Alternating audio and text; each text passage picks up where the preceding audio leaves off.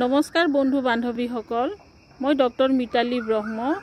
মই বঙাইগাঁও ডিষ্ট্ৰিক্টত থাকোঁ। ইয়াত দোলাইগাঁও ভেটাপাৰা নিবাসী। আজি মই আপোনালোকক এই গছটিৰ বিষয়ে অলপ চিনাকি কৰি দিবলৈ ওলাইছোঁ। এই গছটিৰ নাম হ'ল শেৱালি ফুল। অসমীয়াত ইয়াক আমি অসমীয়া ভাষাত শেৱালি ফুল বুলি কওঁ। আপুনি এইটো চাব, এইটো ৰাতি ফুলা ফুল হয়।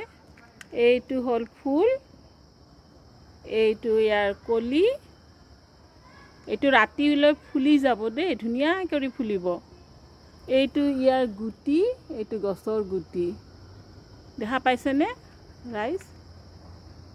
এইটো হ'ল গুটি, এইটো গুটি চাওক, দেখিছেনে? এইটো হ'ল ফুলপাহি।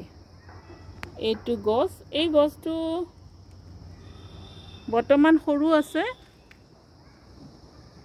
এইটো আপোনাৰ 10-12 ফুটমান ওখ হৈ যায়। এইটো মোৰ গছটো এবছৰ হৈছে।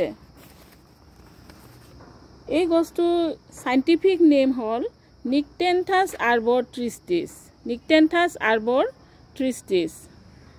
আৰু ইয়াক আমি অসমীয়াত শেৱালি ফুল কওঁ, বেংগলীত শেৱালি শিউলি বা শেফালি বুলি কয়, আৰু হিন্দীত কয় পাৰিজাত বা হৰচিংগাৰ, আৰু ইংলিছত কয় নাইট ফ্লাৱাৰিং জেচমিন।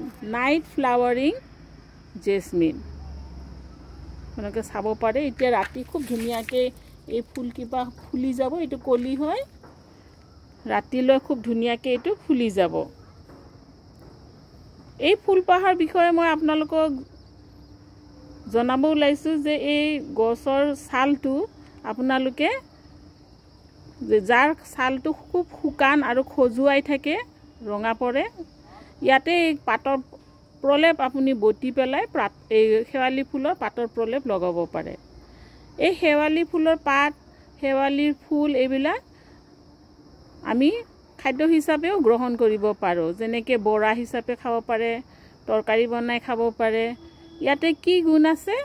ইয়াতে আপোনাৰ কৃমিনাশক গুণ আছে। আপোনালোকৰ যোনটো কৃমিনাশক গুণ আছে, মানে কৃমি নাশ কৰে। এতিয়া আপুনি ফুলৰ বৰা বনাই খাব পাৰে, পাতৰ বৰা খাব পাৰে, তৰকাৰী খাব পাৰে, পাতৰ ৰস খাব পাৰে। এইটো বিভিন্ন ধৰণে আপোনালোকে খাব পাৰে। এইটো মই টাবত লগাইছোঁ গছজোপা। জ্বৰ, কাহ, ইয়াতো আপুনি এই পাতৰ ৰস আপুনি 2 চামুচ লৈ আদা বা মৌৰ সৈতে আপুনি মিহলাই ৰাতিপুৱা গধূলি 2 বাৰ খালে জ্বৰ আৰু কাহত ভাল ফল পোৱা যায়। দেখিছেনে গছজোপা? বহুতেই ইয়াৰ ঔষধি গুণটো গম নাপায়, সেইকাৰণে মই আপোনালোকক কৈ দিলোঁ। এই যে এইটো অসমৰ চুকে কোণে বহুতৰে ঘৰে ঘৰে থাকে শেৱালি ফুল, ৰাতি ফুলা ফুল। হয় বন্ধুসকল, মই ভাবিছোঁ আপোনালোকে ইয়াত দি উপকাৰ পাব। Hello, my name is Dr. Mitali Brahma. I am speaking from Dolaigao Bhetapara district, Bongaigaon, Assam. This flower is called Sewali full in Assamese, and its scientific name is Nikthenthus arbor tristis. Nikthenthus arbor tristis. And in Assamese it is called Sewali full, and in English it is called night flowering jasmine or coral jasmine.